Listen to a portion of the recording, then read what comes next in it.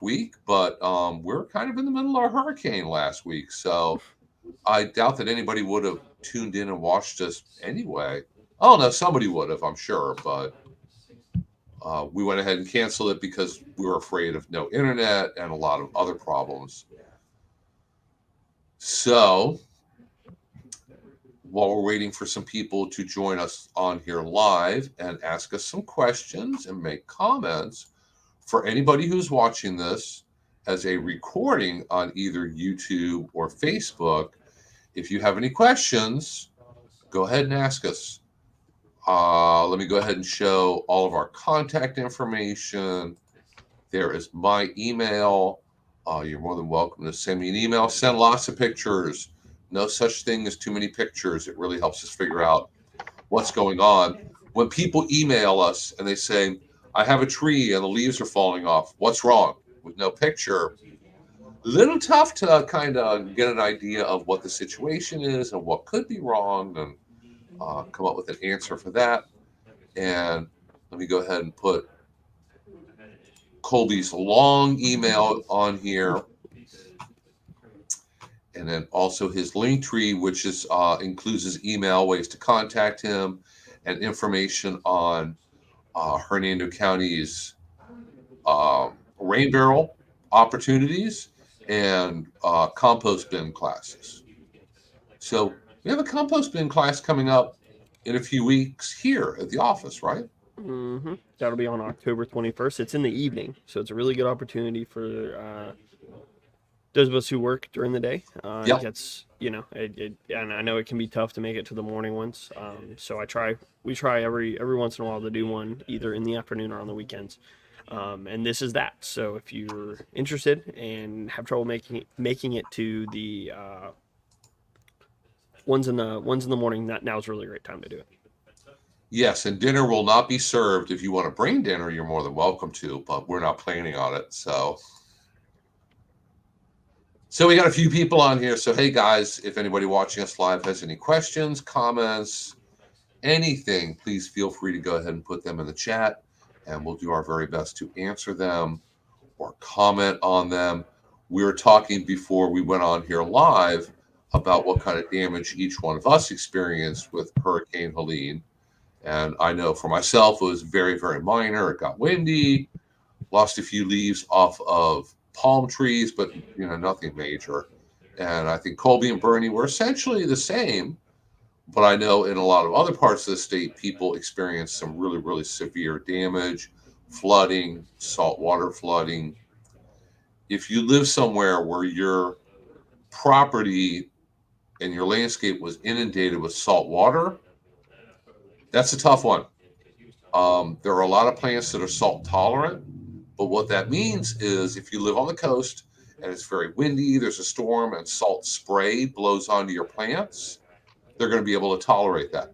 That does not really include, 3, 4, 5 feet of salt water your plants are sitting in potentially for hours or maybe even days in some circumstances. So that's going to be a real tough one for your landscape. You're just going to have to be patient, wait and see.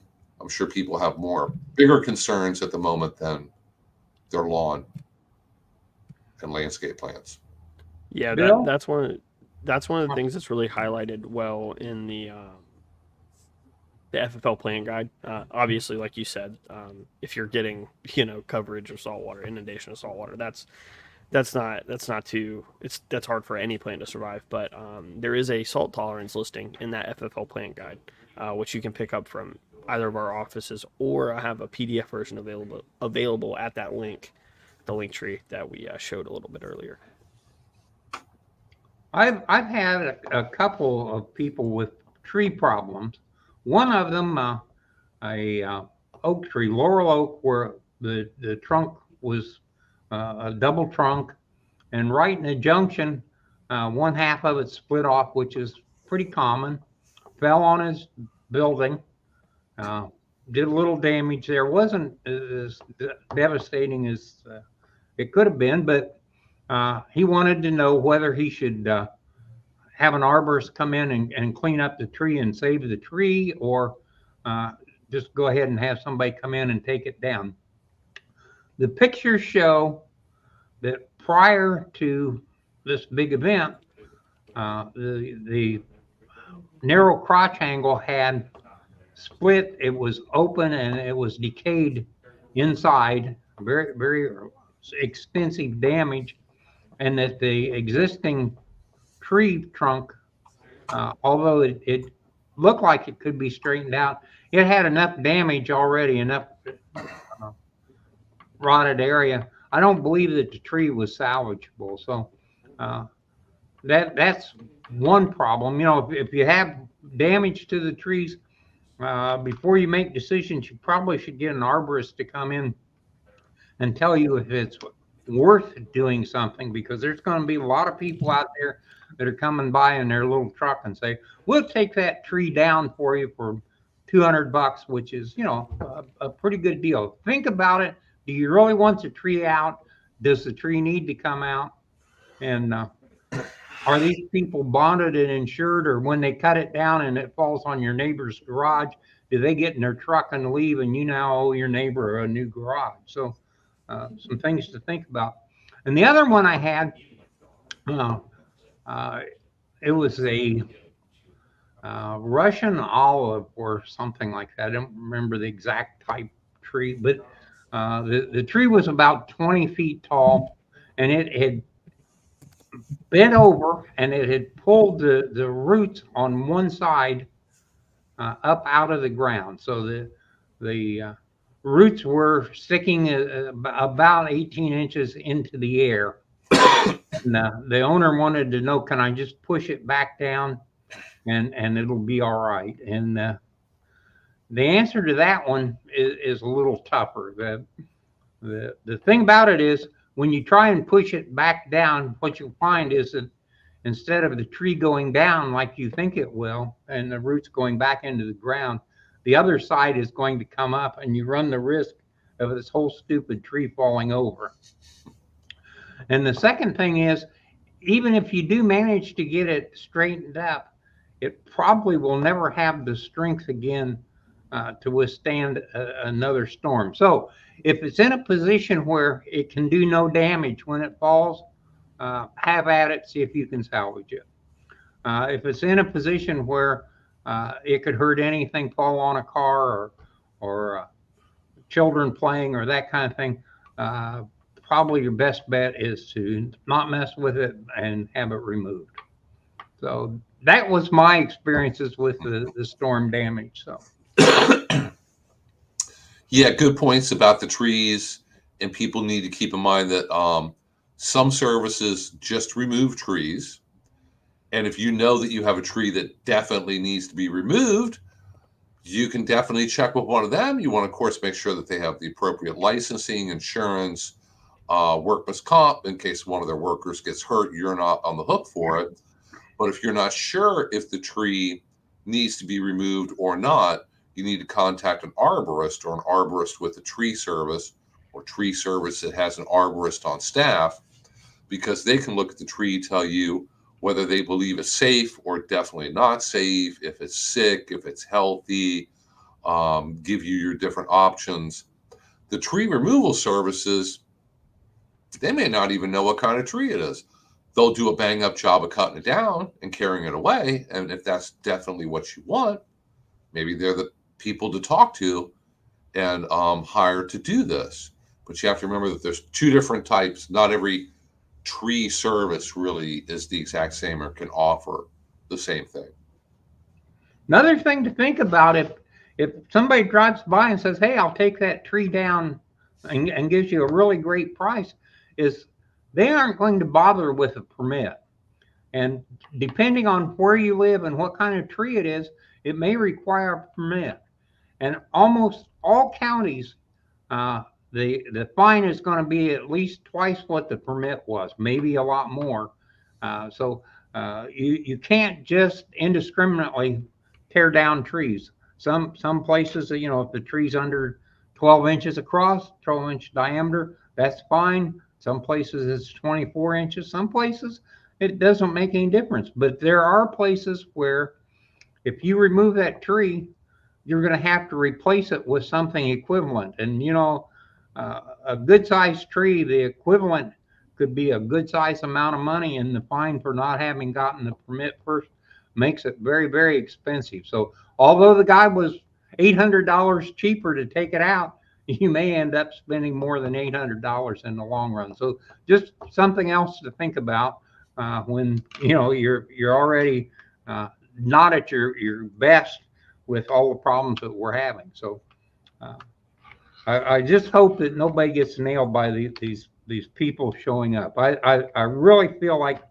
uh, on one hand they're doing a service, but on the other hand they're leeches. So Yeah, you definitely want to be careful after a storm because you'll have all the good, reputable local companies out there working very hard.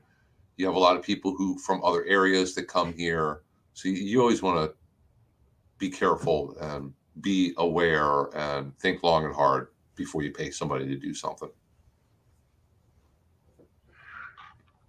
You really need to, with something like taking a tree down or any of your tree problems, you really want to, look into if they are certified. There's that website that has all those Oh, certified arborists. well, if you go, it's the International Society of Arboriculture, or ISA. And if you go to their website now, on the front page is a little search bar, and you can put in the name of your town, your zip code. Zip code's the easiest to go by. Click, and it will show you a list of all the certified arborists there are near you, and they're the ones who certify arborists. You have to take a test, and you have to know what you're doing, and they give you the license. You have to go to you have to get a lot of CEUs to get it renewed. I think I just looked it up. That website's treesaregood.com has a listing of local arborists that are you just put in where like your zip code, and it'll tell you all of them that are within a certain radius from where you live. And don't kid yourself. I've reached a point in life where more than a foot off the ground is probably a dangerous position for me to be in, and just because you've always done these things, don't get hurt trying to be the hero.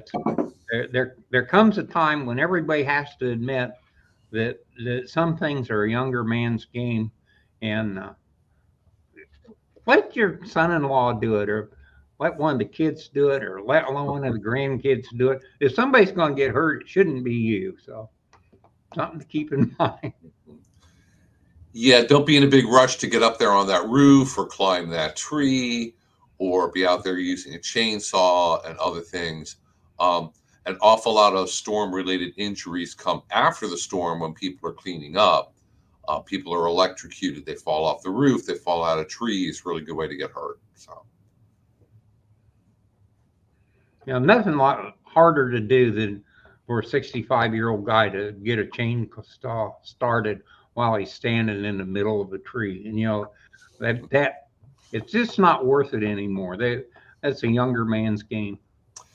it is. And if you ever see a tree service, I know a while back the house right across the street from me had become way, I don't even know if I still have pictures of it, way overgrown. Like where 10 years ago they just quit doing anything to the yard and lost the lawn, and it grew in. They had nothing but invasive trees, and the house was sold, and they were going to renovate it. So a tree service come out and take down a bunch of really big in different various invasive trees, and the tree service was there. Guys were up in the trees, but I mean, they use ropes. They know how to tie those knots. They have the small chainsaw hanging from their belt, and they pull it up with one hand, yank it, and it's running in and taking off branches. They know what they're doing, guys. They know what they're doing. I couldn't do that.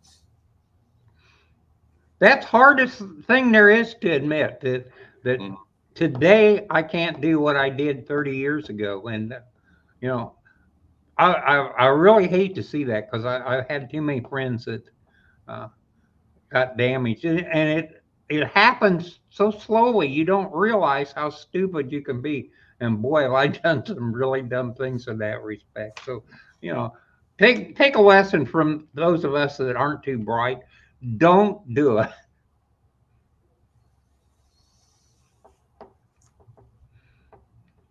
So, folks, for anybody watching us live, if you have any questions, comments, questions about your lawn, garden, vegetable garden, trees, obviously, whatever it might be, just go ahead and put that in the comments, and they should show up on my screen here, and we will share them, and we'll do our very best to get them answered for you. You know, for some reason, the last couple days, since Monday, really, I've just been buried with emails. Everybody has a question about something, and they're all emailing me, and I'm getting pictures and this and that.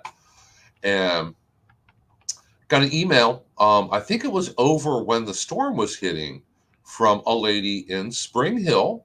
And here, let me go ahead and share this. Let's look in Dr. Bill's email inbox here. And I think Bernie will like this. Let me pull up the right. But she has an avocado and a mango tree. And she's wondering, what's wrong with my mango tree? Why is it not flowering and fruiting? Yeah, there we go. You can see it. And she sent me pictures. And this is one picture of her little mango tree here in Spring Hill. This is another picture of it. It's like, oh my gosh, it looks great. You're not doing anything wrong. You're doing everything right. The tree looks really good and really healthy. I sent her some information on mangoes in general, like what kind of fertilizer to use on them, how often to fertilize them. Told her to make sure she keeps it warm in the winter. You can't let them freeze or they will die to the ground. But it looks like she's got a great start on a mango tree. And they don't have to get that old before they start fruiting. I told her she may end up having to wait a couple years here. So as much as 4 years, all depending on how big it was when she bought it and planted it. So she had a great looking mango, and her avocado tree looked fine also. Just hasn't flowered and fruited because here we're in Central Florida. If you put in an avocado and a mango in Miami, gosh, and what? Maybe next year or the year after that, you're getting fruit. Year after that, things as tall as your house. I mean, they grow like weeds down there. They don't grow year round here. They grow just during the summer, but the rest of the year they're either quiescent, they're really not doing anything. And if it gets really cold in the winter, they're freezing and dropping leaves and not looking good. You know, people that live out in the western part of our county should not be in a big hurry to get things back. You know, you had a lot of sand wash in. You're going to have a high salinity level, and a lot of the landscaping is not going to thrive. So if you put in more than the absolute minimum right now, you run the risk of everything dying, and having to replace it prematurely again. And I'm just afraid that there's so many people out there that get in a hurry to do things, and they'll be down at the local big box store buying plants to put in, and it's the wrong time. You know, the salt level needs to go down in the soil. Very few of the plants are going to be really tolerant of salt water sitting in your soil. And you know, if you want to plant mangrove trees in your front yard, this is the time to do it. But other than that, only put in the minimum of what you have to have to keep the neighborhood together, and let everything go. And next summer start redoing everything again. But don't do much through the winter. Don't worry about it. Everybody's going to have the same problem. Yeah, a lot of that salt has to just wash out of your soil and get down below the top couple inches where the plants are growing. Like I said, it depends a lot on how much salt water you got, how long it was there for, And even people who might have gotten flooded by fresh water, when they say the trees are tolerant of wet feet, that's only up to a certain point. If you're, because I know people inland, if they have flooding and even just one day of standing water, that's terrible for oak trees and pine trees. And they'll usually die 1 to 3 years later. So they don't die in a day or a week or even a month. And you might be thinking like, they look great. I guess they got by just fine. But it slowly destroys the roots. And down the road, all of a sudden, it dies. And that's why I always ask, did you have standing water? Did you experience a flood?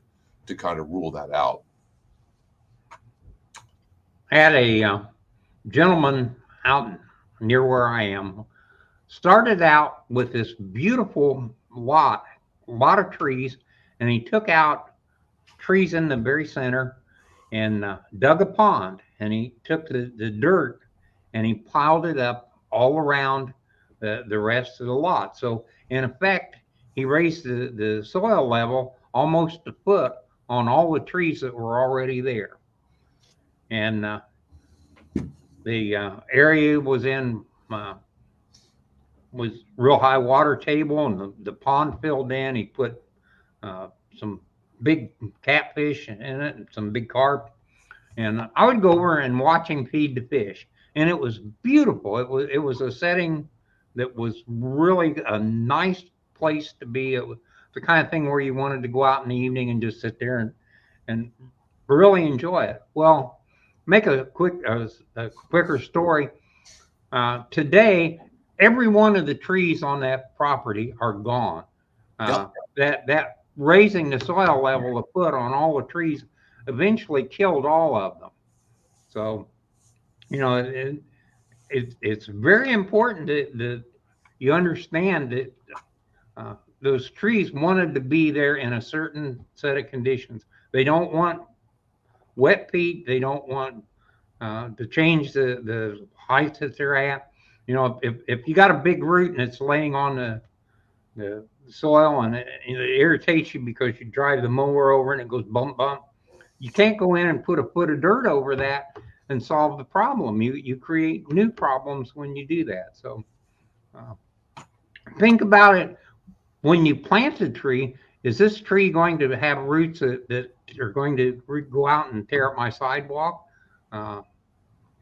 Is this tree going to get so tall that it's going to be a big problem? Is this tree going to drop so many leaves that I'm going to have to go out and clean the gutters? Is it someplace where it's going to block light that I want, or is it going to provide shade that I want? There's a lot of things that to think about other than looking at the picture of a tree in the catalog. And what's nice is you get one of these seed catalogs and they show you the tree and they show you it at its optimum height, and they tell you it's good all the way to zone 9. And we're in zone 9, but it just turns out that it barely survives in zone 9. And it never will look pretty like it does in the picture. Zone 7 is as far south as it should grow. So, there's a lot of things, and that's what we're here for. If you call us, we'd be glad to tell you if that's a good thing, or go online and look up what the University of Florida says about something.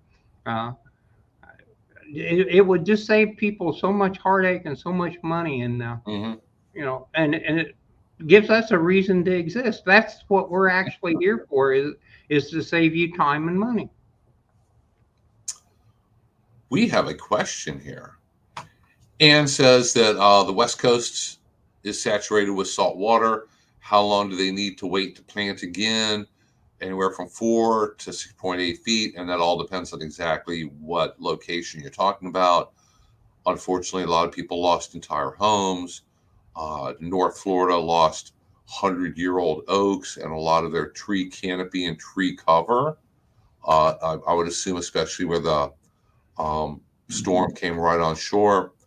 And it is all very sad, and it will take a long time to get cleaned up and back to any semblance of, being normal again. But as far as asking when to plant again, that really depends on the plant and how much salt water the yard was inundated with and how long it sat there. The longer the salt water sits there, the worse it is.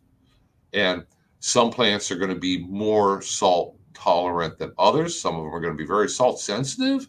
And if there's any salt there at all, they're not going to like it. They're going to die pretty quickly.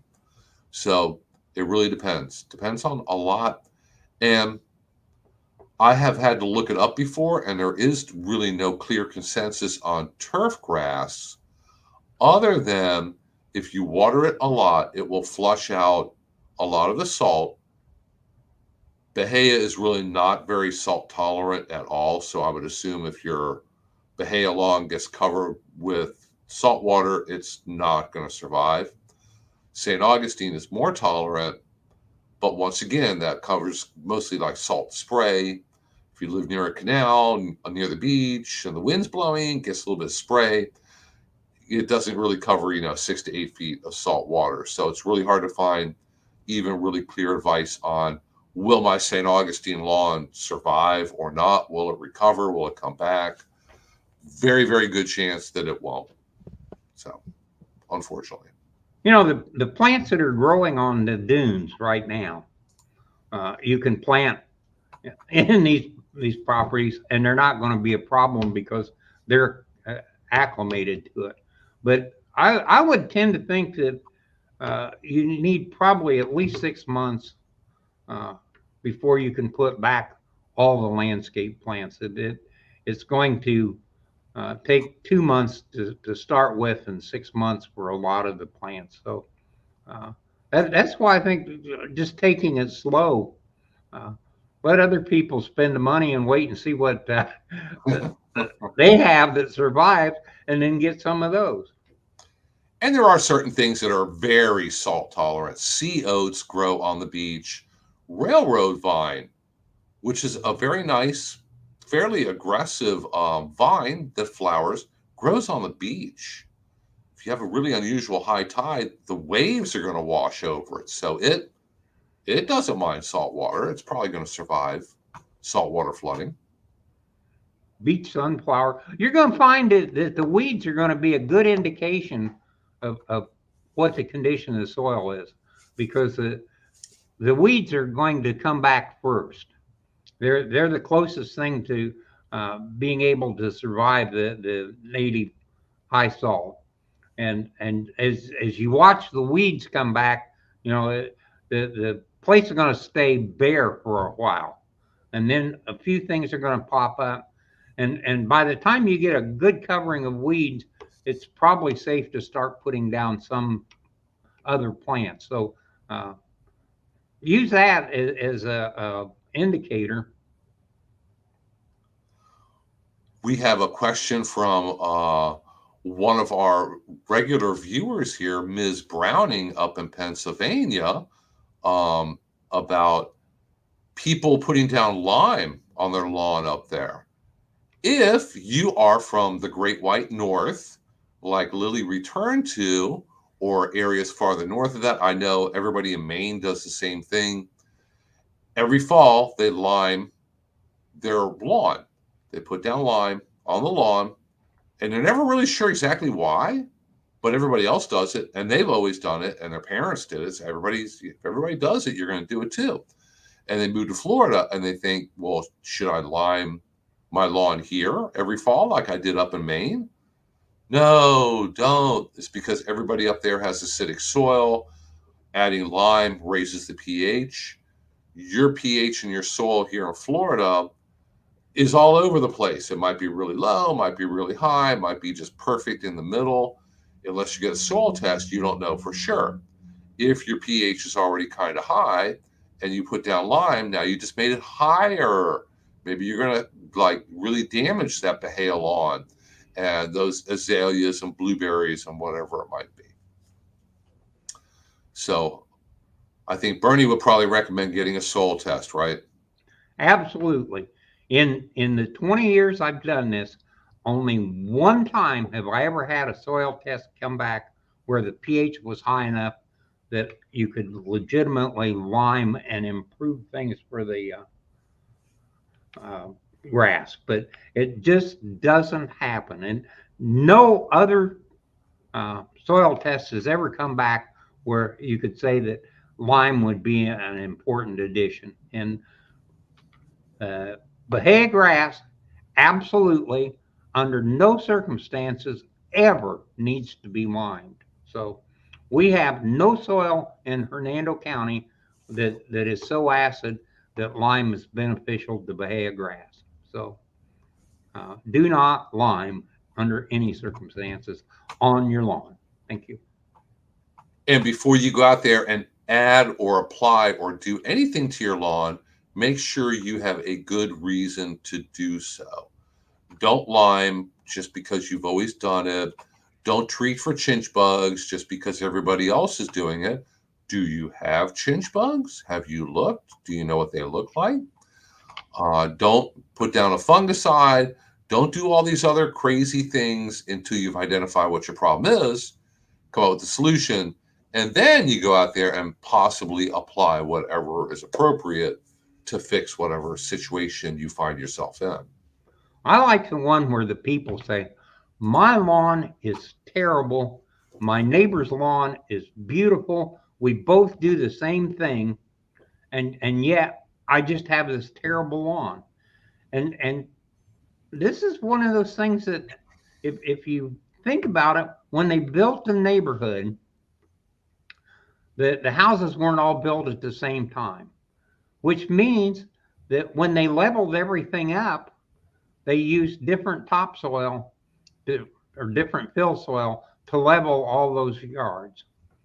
And it's very possible that you have got construction crap for a base, and your neighbors have got some of the absolute perfect pH, wonderful soil that grass couldn't help but grow in. So if you don't do a soil test, you have no basis on where to start looking for your problem. If you do a soil test and it comes back and everything's fine, then it's obvious that there's something that you're doing wrong that's causing it. But if you do the soil test and the soil test says you have this problem, now you know what to correct to start solving the problem. So, you don't go to the doctor and say, doctor, I'm sick. I want a prescription, and he writes you out a prescription and you leave. You go in and you explain what the problem is. And a lot of times they say, we need to send you down and get an x-ray. Well, that soil test is an x-ray of the lawn, and you should do it when you first move there. If you don't have any idea what your soil is, find out. It doesn't change dramatically over reasonable periods of time. So if you know what it is today, in 5 years from now, it's probably going to be pretty much the same. May change a little bit, but it's nothing significant. But if it's really bad, it's going to be really bad in 5 years. And if you spend a lot of money putting things in really bad without correcting it, you've wasted money. And to me, too many people waste too much money. It's $10 for a soil test that'll give you the pH and it'll give you what the nutrients are. And now for $10, they tell you all the nutrients. You even know what the minors are. So you can look at this thing and you know what the general health of the soil is. That's where you start to get the general health of the lawn. And University of Florida's soil testing lab can test for a lot of other things if you're in kind of a special or unique situation, or you're getting compost tested. What else? You're getting manure tested. There's a lot of tests they can do that we don't normally send off for, because not many of our clientele here in the county are making massive amounts of compost or whatever. But I am working with Hernando County's solid waste department, who is making compost on a grand scale up with the Hernando County landfill, and we've had to send tests off. And I'm like, I don't know which boxes to check off. I don't normally have to use this form, and I had to email them. What do I, what do we test for? What do we have to find out? Whatever you need to know, they have a test for it, and they can find out for you. So if you have questions about that, just get in touch with us. Stop by the office. We have all the forms here. Whether you're a producer, whether you have to have potting soil tested, maybe a potting soil that you created or mixed. If you got it, they got a test for it, basically. I think it's kind of interesting. You go to the soil lab up at the university, and there are little round things that I assume they're cut with a cutter that they use to cut the hole for the golf courses. And there's these little round things everywhere, and most of them don't look all that bad to me. But here's a group of people that are professional people taking care of lawns that are sending samples out continuously because there is a problem coming up, and they stop the problem before it becomes a big problem. So they get a little spot that they don't like the looks of. Boom, it goes up to the lab. What's going on here? Well, it comes back, you got such and such fungus, or you've got some insects, and these guys are a problem. You really need to use XX chemical on it to solve it, or this problem will go away. It just happened because we had this freak conditions. These are people that realize that if you want a great lawn, you have to do inspection, and you have to do the maintenance. And there is a great lawn from Florida. That is what you get from inattention and listening to the guy next door. That is the perfect. Somebody looked over the fence and said, "Hey, you got chinch bugs over there," and didn't find out what it was. Oh, I don't know. Might have been chinch bugs, might have been 10 other things, but whatever it was, the man should have found out before it ever got that way. And at some point, it was a little tiny problem. It's much easier to solve a little tiny problem. If you have cancer on your fingernail, it's a lot easier to solve the fingernail problem than it is to have your whole arm removed because you waited too long. So same thing applies to your lawn. If it has a spot you don't like, find out about why it has a spot. Solve it now. Yeah, because otherwise it's going to grow. And once your entire lawn is dead, not a whole lot we could recommend other than it's probably going to have to be resodded. Because after I get pictures and people ask about, I need to make my lawn look better. If I kill the weeds, will the grass grow back in? What do I do? How do I go about doing that? And I've never read a specific number. I would guess that if your lawn realistically is 50% gone, or probably not even that much dead, there's no getting it back. Realistically and practically, you're going to have to resod. I would say the number is 30%. Yeah. If it looks like 30% is gone, there's probably another 5 to 10% that's already got the problem that you can't correct. And St. Augustine grass grows about 18 inches in a season, which means if you had a 3-foot hole and you kept it clear of weeds over a period of a year, a whole growing season, it would grow in 18 inches in all directions and fill in a 3-foot hole. But if the holes get to be bigger than 3 foot, you're never going to be able to keep the weeds down long enough for it to fill in. That pretty much eliminates what you can do. So I usually recommend if you've got big bad spots, sod the big bad spots and solve the problem.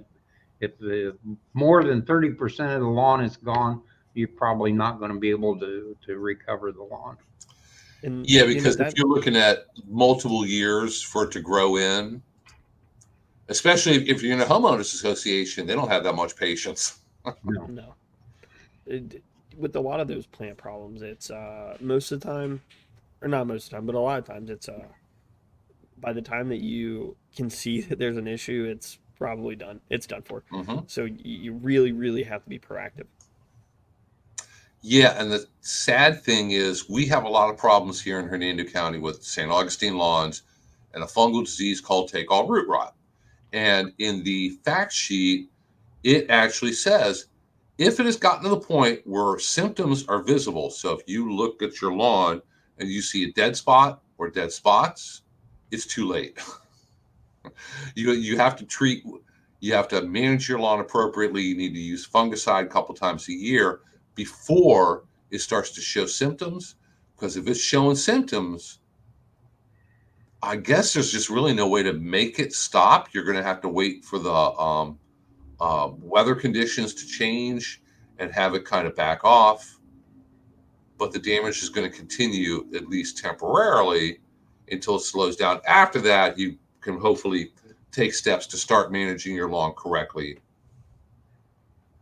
It's really kind of interesting. If you have a spot showing with take-all root rot, actually there's an area, probably a foot from where the damage appears to end into the what is still green that is being attacked. Mm-hmm.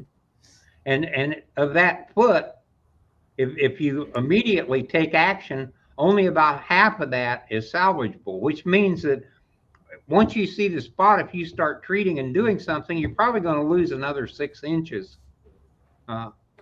because it's already lost the root system. It just hasn't turned brown yet. Yeah. And so that next 6 inches, the damage is so extensive, the plant hasn't got the ability to feed itself and recover. And then the next 6 inches, the plant is losing that ability. So if you don't do anything, you wait 30 days, you're going to lose another foot of lawn, which puts you in a position that in the next 30 days, you lose another foot of lawn. And if the conditions are right, this stuff can move a foot in 4 days.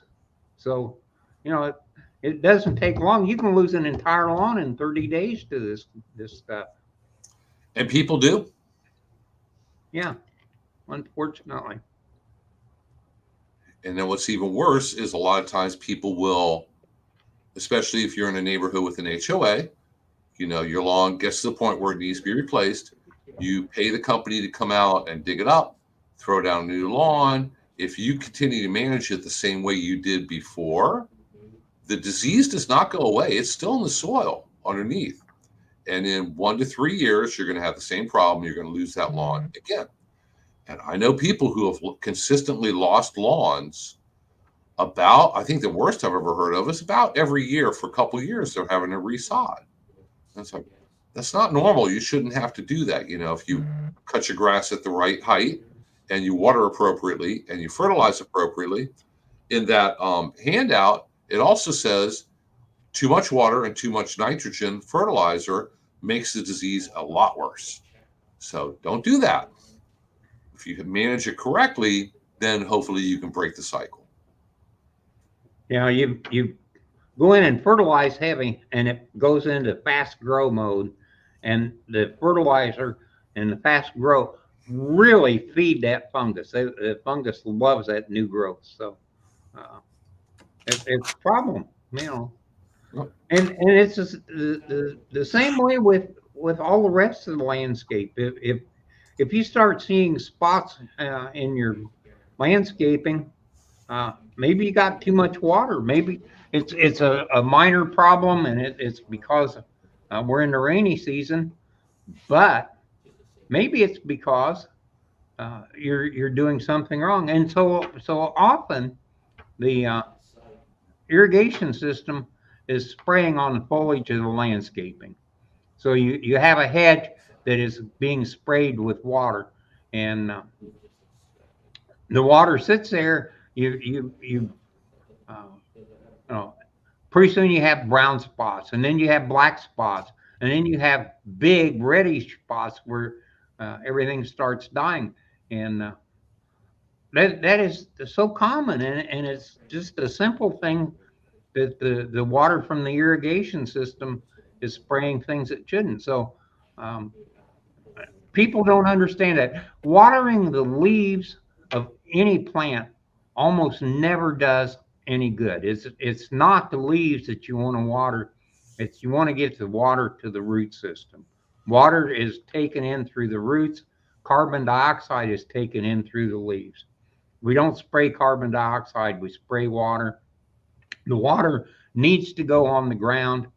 The oxygen needs to go into the roots, and the carbon dioxide needs to go into the leaves. So uh, now you know all there is to know about plant chemistry. It's Oh, all the basics. We're set for the day, I guess. Yeah. And like Lily says, don't fertilize to fix things unless you know for sure that your problem is a lack of fertilizer. I think the only time I've ever recommended fertilizer for anything is if it's the kind of plant that needs a specialty fertilizer, like a palm tree or citrus or other tropical fruit tree, or blueberries need azalea fertilizer. As a general rule, if you're just having a dieback or a problem, throwing fertilizer at the problem is probably not going to fix it. Actually, the best thing to remember is don't ever put anything on if you don't know why. Yep. Have a good reason to do whatever you're doing. I'm putting this down because the plant is showing evidence of being potassium magnesium deficient. Okay, fine, fertilize for that. I'm putting it down because the plant doesn't look good. Well, that's not an answer. That's could be a bigger problem. at the very least, if you know why you're doing it, it really reduces the chance that what you're doing is going to have a negative effect. It may still do nothing. Don't like it may do nothing, but it's probably not going to be, a something that contributes to whatever issue you're facing. Yeah, a good example of that is everybody likes to apply Epsom salts to their plants. And it's a soluble source of magnesium. It's magnesium sulfate. As long as you don't mix too much per gallon, it's not going to hurt anything. Really not helping a whole lot, though. I mean, if your plant had a serious deficiency in magnesium, it's a good quick fix or quick kick of magnesium. You want to get a slow release magnesium to add to the soil to follow up, but it's probably not really fixing a whole lot. Might make you feel better, but Yeah. And usually, if you have a magnesium deficiency, you have some other deficiencies, and correcting only one of them doesn't necessarily help the plant. A lot yeah. of times, the plant depends on, you need the proper iron, and you need the proper magnesium, you need the proper calcium, you need the Mm-hmm. proper potassium, all those things together. And maybe it's the plant pH that's wrong. Uh, so, Yeah, a lot of times those chemical pathways that this plant is having to go through to stay alive. A lot of times it requires one of the things to process the other thing that's there. So any type of slight you can't just fix one thing because it's all a system. It's all interconnected. That's why a lot of the not necessarily like the nitrogen fertilizers, but the other specialty fertilizers that are putting out specific nutrients aren't just one nutrient. It's normally two or three that Hmm. are aiming to fill up that whatever pathway is having an issue. anyway, right now, the important thing is you need plants that are salt tolerant. And uh, that we've got more salt than most plants can tolerate right now. So we really need for the salt to go down. And the same way, a lot of the people, along with just getting salt water, they also got beach washed into their property. And now you've got a bunch of sand, and that sand, if you leave it, is going to alter the makeup of your lawn. It's the soil is first, it's going to kill all the plants that are underneath it. And Second, it's going to alter probably the pH and the mineral content of what's available. So in some situations, it needs to be completely removed. In some situations, you may need to change the plant mixture that you put down for the next 20 years because you no longer have the same soil that you had before. Patience is key. Determination and patience, especially if you're like there's no quick fix. Because if you like you're saying, if you went and installed, if you got all that saltwater inundation, you went and spent thousands of dollars on plants to put down right now, a week after, you're gonna have really bad luck. You just probably wasted a bunch of money. So it's patience. Yeah, I think for once that the homeowners associations are probably going to be a little more time tolerant than they have been in the past. I would hope so.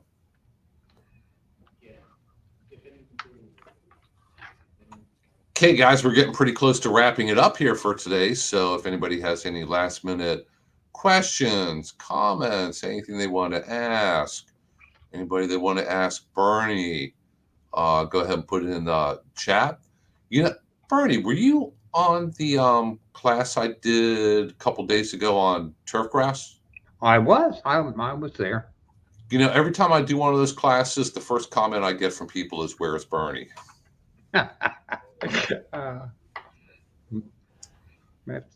So you were in the audience that day.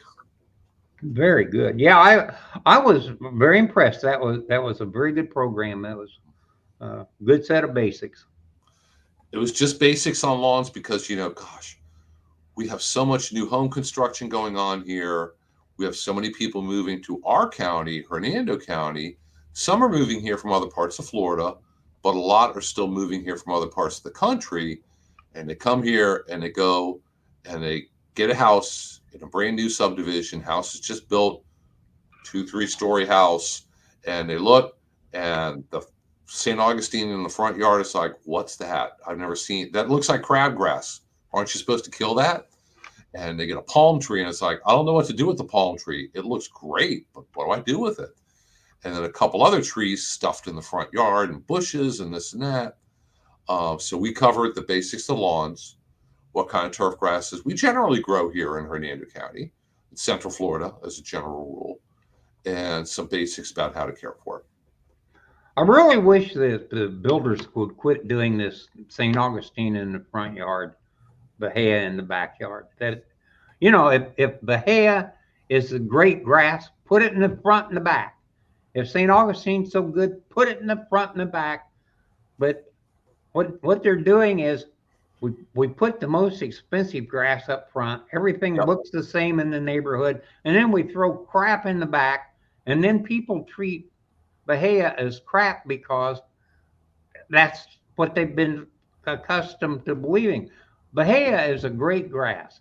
It just like everything else, it needs somebody to understand and provide the maintenance if you want it to be a beautiful grass. Grass is a foreign alien plant in Florida. I mean, these are all exotic, brought in, introduced grasses because the grass that we have in Florida is wiregrass and grows under pine trees and will not produce a lawn. So if you need to take and provide good maintenance for one kind of grass to make it look good, that's one thing. But to put a second grass in that nobody understands, along with the first grass that nobody understands, now we've got two problems, two totally different set of solutions, and nothing is ever provided to these poor people. You go out and you spend the money, and it's like when you have a baby. There is no manual on how to take care of that baby. So you make a lot of mistakes, and hopefully the child gets to the end, becomes an adult, and goes off and is successful, and you take credit for the success. And it's the same way with the lawn. You hope that eventually it's a beautiful lawn and that you've taken care of it and everything's right. But you sure can't take credit for it because nobody ever told you what you needed to do. And even sadder is the people that are coming out and doing things for you are in the same boat you are. Nobody ever told them either. So Yeah. There are no required classes that lawn services have to go to. The people who cut your lawn, the people who fertilize and spray it. Um, Ideally, we like to believe that they're all responsible professionals and they know what they're doing and they believe in lifelong learning. But that's not always necessarily true. And if you're brand new to Florida and you don't know, and you hire somebody and they don't know, that's probably not going to work out really well. So give us a call because we know. yeah. Plug for today. We know because we fouled up enough stuff of our own to learn and realize that, hey, now that I know this, I need to pass this on to somebody. I'm altruistic. I want to help you. So if you guys don't know, Bernie knows, and you can give him a call here at the office on a Thursday. He's here pretty much all day long Thursday. Not necessarily here until 5 o'clock, but until after lunch at least. And there's our phone number. You can call the office, talk to him directly. You can email us. You can stop by the office with a sample, a leaf or pictures. People will take pictures on their phone. They just come in and, share the pictures off of their phone. That gives us an idea of what things look like and what we're working with.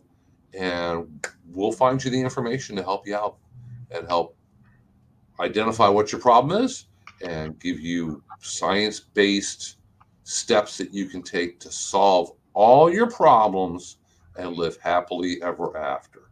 I probably shouldn't really make that guarantee, but we can help. We can help with that. Well, we don't guarantee that we'll be happy ever after, but that's our attempt. That's our intent also. So we'll try our best. Well, it looks like it's just about that time. So, guys, thank you so much for tuning in this week. We will see you back here again next week. I'm almost positive that, I'm not going to be here next week, guys. I have to go to Lake County Extension for extension meeting with a whole bunch of people for a long day, and it's a long drive. So, you guys going to be here? I think so. I'll do it. Okay. So we'll have people here. If you want to come back and join us again Thursday mornings at 10 a.m., just go ahead and follow us on Facebook or YouTube. And be sure to like this and be sure to put down nice comments. And if you get a moment, please call my boss and tell her I'm doing a great job.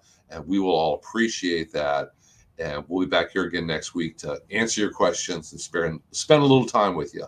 So until then, everybody have a great week, and we'll see you next week. Bye. Bye.